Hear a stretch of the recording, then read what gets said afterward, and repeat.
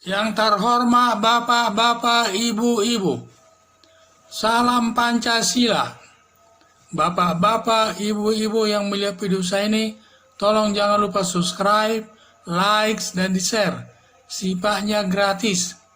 Saya akan mengomentari Denny Siregar 70 kali laporkan ke polisi tetapi tidak diproses. Jadi sumber saya dari YouTube. Saya melihat di YouTube Denny Siregar dengan 3 orang sedang berdialog.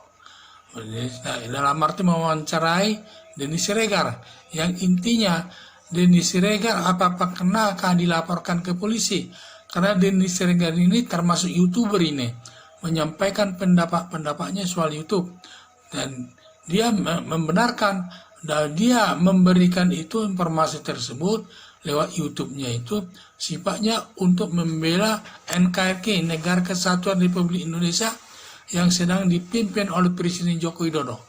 Jadi dia yang memimpin, bukan dia mengikut Joko Widodo, tidak. Dia tidak pernah dipanggil Joko Widodo pun tidak pernah katanya. Dan juga apalagi uang-uang tidak ada yang pernah dikasih sama dia. Dia hanya berdiri sendiri dan hanya melaksanakan keinginannya, menyampaikan pendapatnya kepada masyarakat, ingin menjaga negara Kesatuan Republik Indonesia ini di bawah kepemimpinan Presiden Joko Widodo. Karena dia melihat Presiden Joko Widodo ini sudah cukup baik kepemimpinannya. Banyak yang tidak senang sama dia dari orang-orang Indonesia. Sedangkan dari luar negeri banyak memuji-muji kinerja Joko Widodo ini. Jadi yang saya lihat itu, sehingga karena setiap YouTubernya itu, saya lihat Denny Siregar itu, dia sering memberikan informasi atau YouTuber menanggapi masalah yang terjadi di tengah masyarakat. Dan diantara pernyataannya tersebut, ada yang senang dan tidak senang. Termasuk saya senang, saya melihat pendapatnya karena sifatnya netral, tidak memihak siapapun. Jadi saya lihat, tetapi banyak juga yang tidak senang sama dia, yaitu sampai ada 70 laporan ke polisi yang merasa dirinya dihina. Jadi karena itu merasa dirinya dihina, maka dia melaporkan pernyataan Denny Siregar itu kepada polisi. Tetapi kalau saya lihat dari kondisi yang pernah saya lihat di YouTube, yaitu masalah kejadian di Purwakarta. Karena di Purwakarta dia mengkritik juga. Akhirnya karena di sana waktu dia mengkritik demonstrasi di Purwakarta itu, aksi itu, dia membawa anak-anak, sehingga dia menyatakan dari YouTube-nya, halo anak-anak, sayang sekali pada intinya lah ya, ustaznya membawa kalian demonstrasi, kalian masih butuh sekolah dan lain sebagainya. Rupanya para ustadz itu tidak bisa menerima, sehingga melaporkannya kepada polisi Purwakarta, melaporkan Denny Siregar ke polisi Purwakarta. Dan saya lihat dari laporan para ustadz ini, satu, ada dari saya melihatnya dari sudut hukum pidana, bahwa laporan para ustadz ini menurut saya tidak memenuhi syarat, karena Denny Siregar hanya menyebut ustadz, dia tidak menyebut nama ustadz, karena ustadz di Indonesia itu banyak.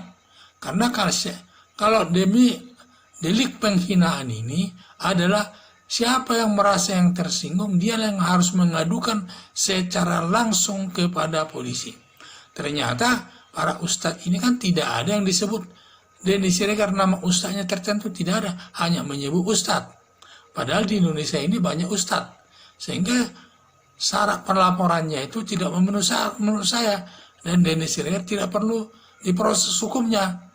Justru yang perlu diproses hukumnya itu adalah koordinator lapangan, ustadz yang menyelenggarakan aksi demonstrasi tersebut, yang membawa anak-anak demonstrasi.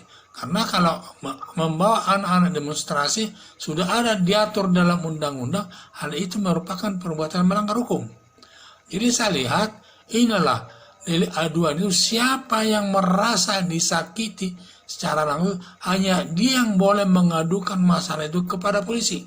sedangkan temannya orang lain tidak boleh, pengacara sendiri pun tidak boleh, dikuasakan kepada pengacara untuk mengadukan masalahnya itu kepada polisi, tidak boleh, tidak menuliskan. Jadi siapa ustadz yang merasa namanya disebut dan merasa tersinggung, hanya itu yang bisa mengadukan perbuatannya kepada polisi.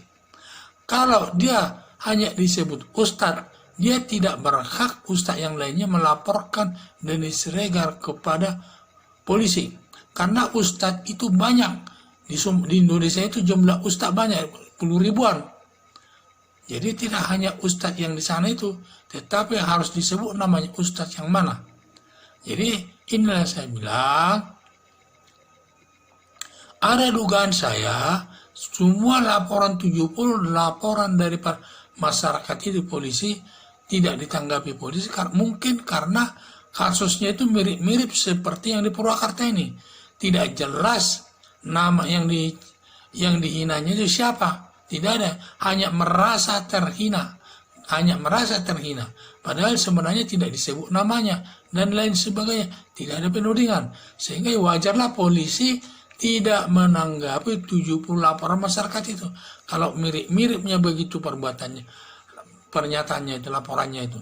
Jadi demikianlah saya bilang, karena nama ustadz tidak disebut secara jelas, ustadz mana yang tersinggung itu, karena tidak disebut namanya, maka laporannya itu dugaan saya tidak akan ditanggapi polisi, akan dibiarkan saja. Karena tidak tahu, karena nama ustadz itu banyak di Indonesia ini. Karena nama ustadz itu tidak disebut ustadz mana. Sekian dan terima kasih.